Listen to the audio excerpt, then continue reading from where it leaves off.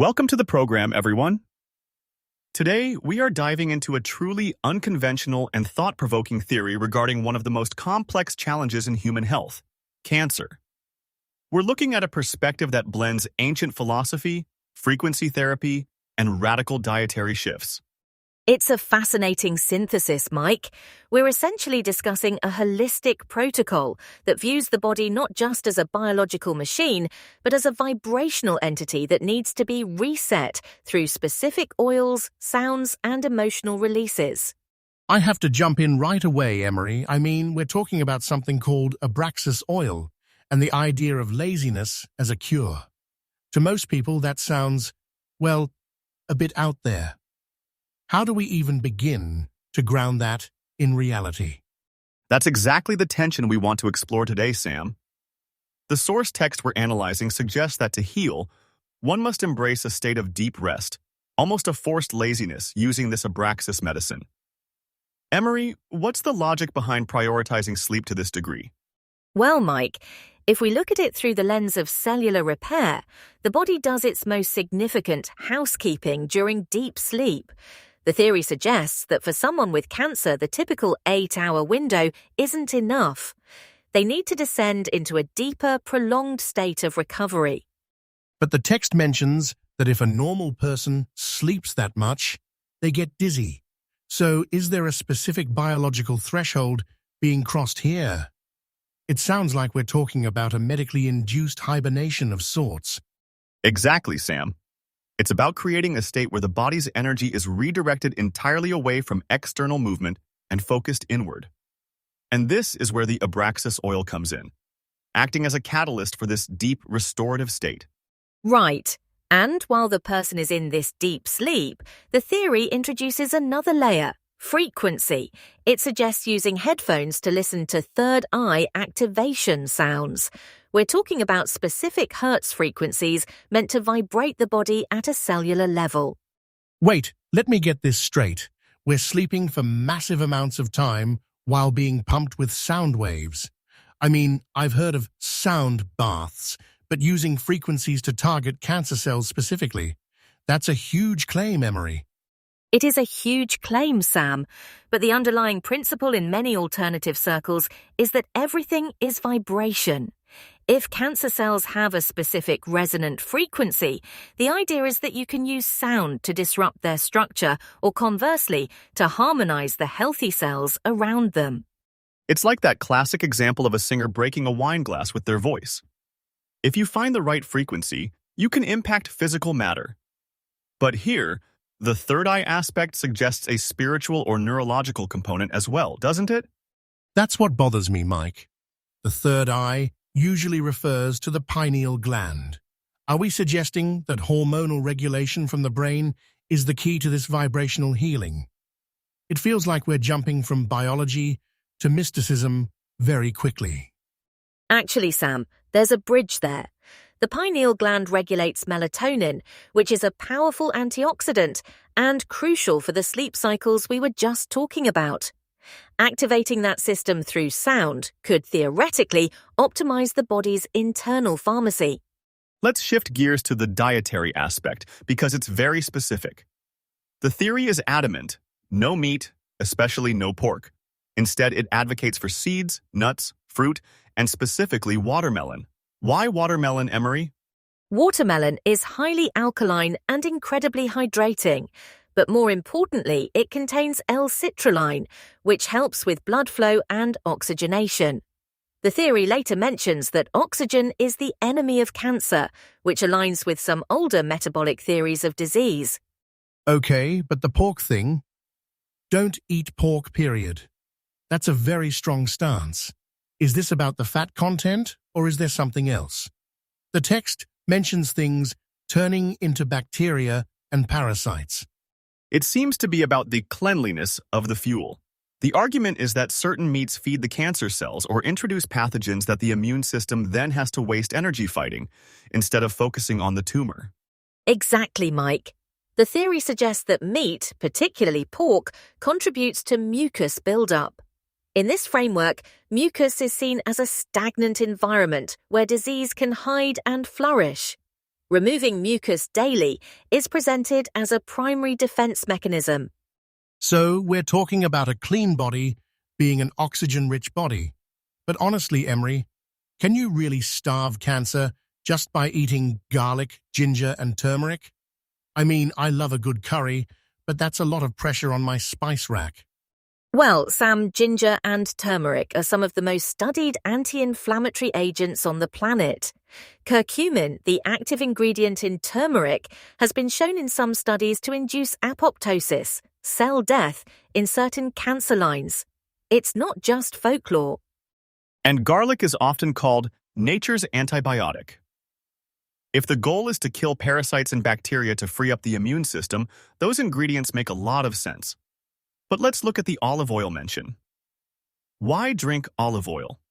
Olive oil is rich in oleocanthal. There's research suggesting oleocanthal can actually rupture the lysosomes of cancer cells, releasing enzymes that kill the cell within 30 minutes to an hour. It's like a targeted strike from a healthy fat. Okay, that's actually quite interesting. But then the theory takes a turn into the emotional realm. It says you must let go of all the guilt inside the heart and mind. It even says you have to forgive everyone. That sounds like a tall order for someone already dealing with a diagnosis. It's a massive psychological component, Sam. The idea is that guilt and lack of forgiveness create a blockage or a chronic stress state. Mike, we know that cortisol, the stress hormone, suppresses the immune system, right? Absolutely. If you are carrying decades of resentment, your body is effectively in a permanent fight or flight mode. You can't heal when you're in fight or flight. You have to be in rest and digest, which brings us back to the laziness and sleep. But it goes even deeper. The text mentions feeling the heart of the earth and paying back with tears for hurting the earth all your life. It's suggesting a literal physical reaction to our connection with the planet. Is that metaphorical or literal? I think it's both. It's about a radical shift in identity. Moving from seeing yourself as an isolated individual to seeing yourself as part of a larger living system. The tears are a form of catharsis, an emotional detox to match the physical one. It reminds me of the concept of biophilia. When we align ourselves with the natural world, our physiology shifts. The theory suggests that if you can feel the pain of the animals you've killed or the earth you've harmed, that empathy actually heals you. Wait, so the cancer heals through love for the universe? Emery, as an expert, how do you bridge that gap for a skeptic? It's hard to see how loving the universe changes a genetic mutation in a cell. It's about the environment the cell lives in, Sam. This is the field of epigenetics. The signals the cell receives, whether they are chemical signals from the food we eat or hormonal signals from the emotions we feel, determine how that cell behaves. So, if you change the soup the cell is swimming in by adding oxygen, removing mucus, lowering cortisol through forgiveness, and using frequencies to harmonize, you're essentially making the body an inhospitable place for cancer. I see the logic when you put it that way. It's a multi-pronged attack. But the meat feeds cancer part, that's a huge part of the theory. Is it the protein, the hormones? Why is meat singled out as the primary fuel for the disease? Many alternative theorists point to methionine, an amino acid found in high concentrations in meat. Some studies suggest that certain cancer cells are addicted to methionine and can't survive without it. By cutting out meat, you're essentially performing a metabolic bypass. And the focus on oxygen is key here too. We've known since Otto Warburg's work in the 1930s that cancer cells have a different way of processing energy. They often thrive in low oxygen environments through fermentation. So, by focusing on deep breathing, hydration, and foods that promote oxygenation, you're literally suffocating the cancer? That's a powerful image, Mike. But how does removing mucus daily fit into that? Think of mucus as a physical barrier. If your tissues are coated in excess mucus, oxygen can't reach the cells efficiently. It's like trying to breathe through a thick, wet blanket. Clearing that out is like opening the windows in a stuffy room. It's a very systemic approach. It's not just take this pill. It's rebuild your entire life, your diet, your sleep, and your emotional history. It's daunting, honestly. Who has the discipline for that? That's the thing, Mike. It's almost ironic. The theory calls for laziness in terms of physical activity, but the mental and dietary discipline required is actually quite intense. You have to be very active in your pursuit of laziness. That's a great point, Sam. It's a surrender, not a passive state. It's a conscious decision to stop fighting the world and start healing the self. The Abraxas oil is the tool that helps you cross that threshold into surrender. Let's talk more about the third eye activation sound. Sam, you were skeptical about this, but if we consider brainwave entrainment, where the brain aligns its frequency to an external beat, we can see how it might induce the deep sleep state the theory requires. I can buy into the sleep aid aspect, sure, but the theory says it vibrates the body. It sounds like it's doing something more physical than just helping you catch some Z's. Like it's an internal massage for your cells. In a way, it is. There is a field called cymatics that shows how sound creates geometric patterns in matter. If our bodies are 70% water, those frequencies are literally shaping the fluid inside us. It's about restoring order to a chaotic system. And cancer is, by definition, cellular chaos. It's cells that have forgotten how to listen to the body's signals and are just doing their own thing. So using a harmonizing frequency is like playing a metronome for a band that's lost the beat. Okay, Mike, I like that analogy, but let's go back to the guilt. Forgive all the people that have not forgiven. Why is that directed outward? Why does my healing depend on what someone else thinks of me, or whether I've forgiven them? Because resentment is like drinking poison and waiting for the other person to die. It's a physiological burden. When you forgive, you aren't doing it for the other person. You're doing it to release the chemical weight from your own heart. It's about coherence. If your mind is at war with your past, your body is at war with itself. The theory suggests that this internal conflict is the root of the bacterial and parasitic environment where cancer grows. So, the Abraxas oil helps the headache, it helps the sleep, and then the sound and the diet do the heavy lifting. But what about the heart of the earth part? Cry with your tear and pay back with your tear. That sounds so visceral. It's a form of somatic experiencing. Crying is a biological release valve. It lowers stress hormones and releases oxytocin. By connecting that release to a sense of global responsibility, you're expanding your consciousness beyond your own illness. It's almost like the theory is saying that cancer is a symptom of being out of tune with the earth. If you've lived a life hurting the earth, maybe through consumption or just lack of awareness, you've built up a debt that your body is now paying. That's a heavy perspective, Mike. It places a lot of responsibility on the individual, but it also offers a lot of power, right? If you can pay back that debt through love and tears, you can also reclaim your health. Exactly. It's a path of redemption. The seeds and nuts diet isn't just about nutrition, it's about eating life in its most potential form. Seeds contain everything needed for a whole tree. It's life force food. And the watermelon, going back to that, it's pure structured water. If you're removing mucus and toxins, you need a massive amount of high-quality hydration to flush the system. It all starts to click together as a unified system. I'm still hung up on the don't eat pork part. Is it just pork or all meat? The text says, meat feed cancer cell, then says, if you don't want cancer, don't eat pork, period. It seems to single out the pig as a specific danger. Many traditional health systems, including some within the holistic community, view pork as particularly problematic because of how pigs digest food. They have a very quick digestive system, which some believe doesn't fully eliminate toxins, which then end up in the meat. Plus, there's the parasite factor.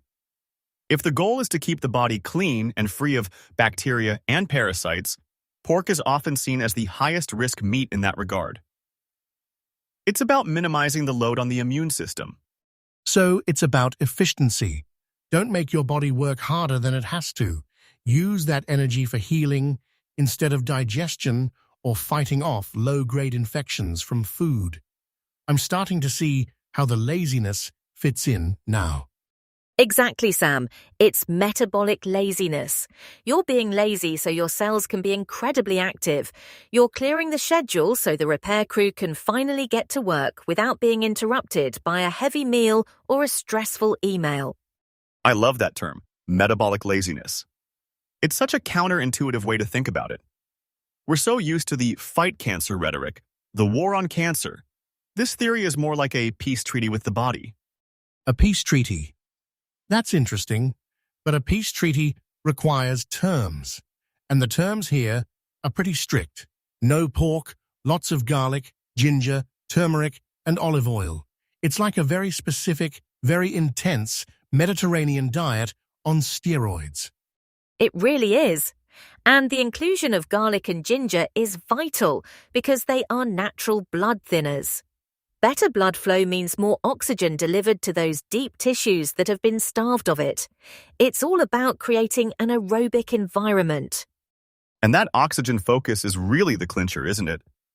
If cancer can't thrive in oxygen, then every part of this protocol, from the watermelon to the deep sleep to the ginger, is designed to pump O2 into the system.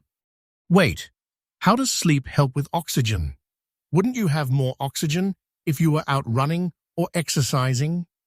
This is where the laziness still confuses me. When you exercise, your muscles consume the oxygen. When you are in a state of deep abraxas-induced rest, your muscles are quiet. The oxygen you breathe is then available for the internal organs and the cellular repair processes. You're not wasting it on movement. That's a profound shift in perspective. It's about resource management. If you have a limited amount of healing energy, you don't want to spend it on a 5K run. You want to spend it on the tumor. Okay, that makes sense. But let's talk about the third eye again. The text mentions a frequency to vibrate the body. Is there a specific frequency we should be looking for? Like 528 Hertz, the so-called DNA repair frequency? The text doesn't specify, but 528 Hz is a common one in these circles. Another is 432 Hz, which is said to be the natural frequency of the universe. The idea is to move the body from a state of dis-ease, which is literally a lack of ease, to a state of resonance. It's like tuning an instrument. If the strings are out of tune, the music is jarring.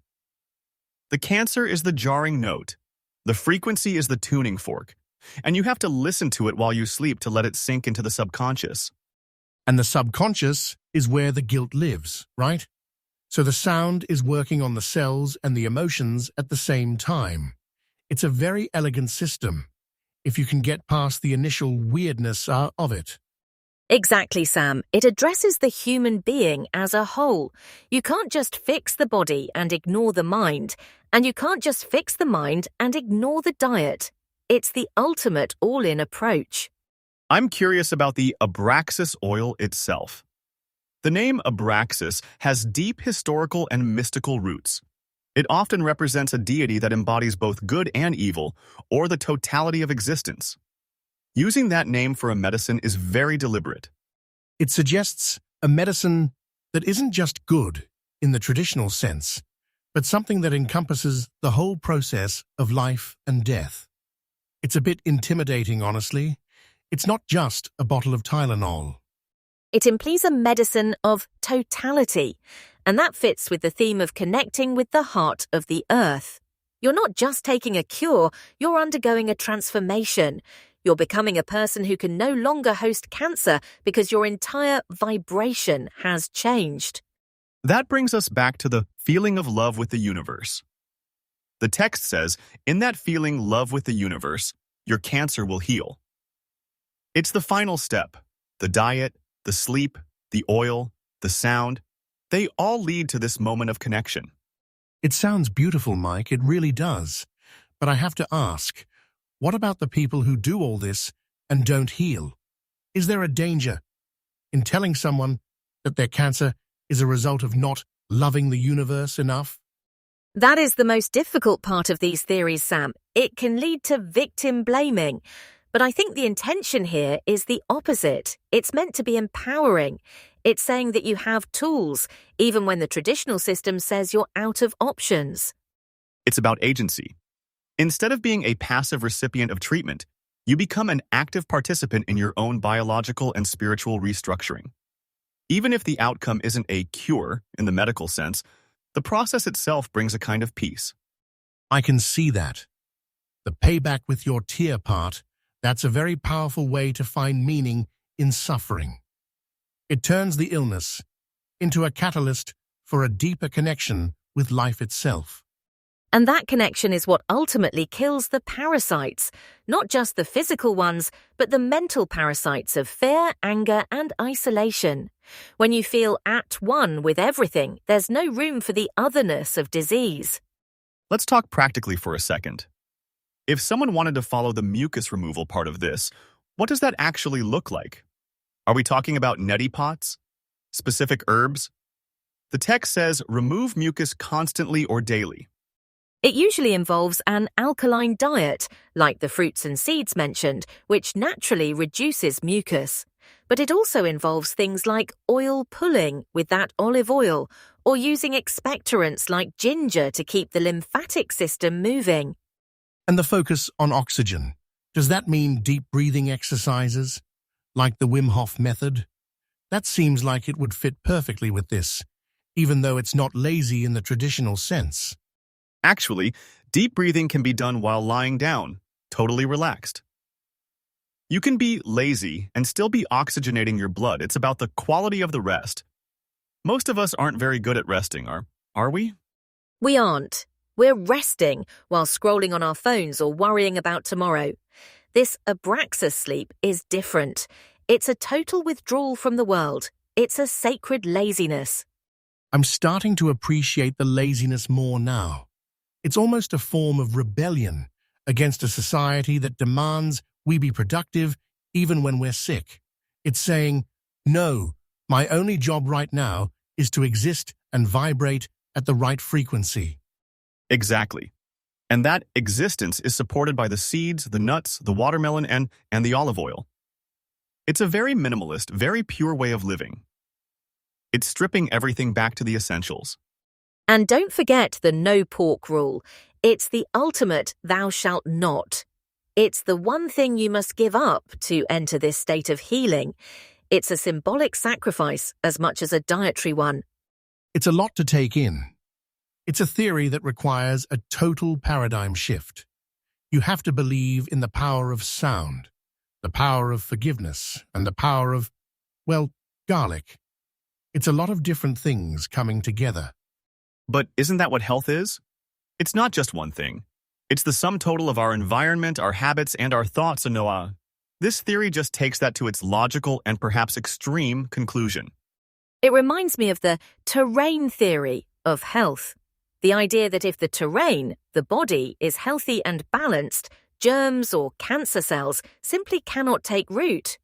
You're not fighting the weed, you're changing the soil. The soil being our bodies, and the abraxas oil, and the frequencies being the fertilizers and the sunlight. I can see the poetic beauty in it, Emery. It's a very earth-centric way of looking at a very modern problem. And maybe that's why it resonates with people. In a world of high-tech medicine that often feels cold and impersonal, here is a theory that asks you to cry, to forgive, and to listen to the vibrations of the universe. It brings the human back into the healing. It suggests that our emotions and our connection to the planet are just as important as our white blood cell count. That's a powerful message, regardless of how you feel about the specifics. I agree. Even if I'm not ready to drink olive oil and sleep for 12 hours a day while listening to third eye sounds, the core idea that we need to forgive and connect with the earth is something we can all learn from. Absolutely. It's about harmony. Harmony in what we eat, harmony in how we sleep, and harmony in how we feel. It's a radical call to return to a simpler, more resonant way of being. And perhaps that's the real abraxas. The balance between the physical and the spiritual, the rest and the repair, the tears and the love. It's about becoming whole again. It's definitely given me a lot to think about. I might not be giving up my steak dinner just yet, but I'll certainly be thinking more about my vibrational health, and maybe, just maybe, I'll try to be a little more lazy this weekend. I think we could all use a little more of that sacred laziness, Sam. Emery, any final thoughts on how we can bridge this theory with our daily lives? I think the takeaway is to listen. Listen to your body, listen to your heart, and maybe listen to some frequencies once in a while.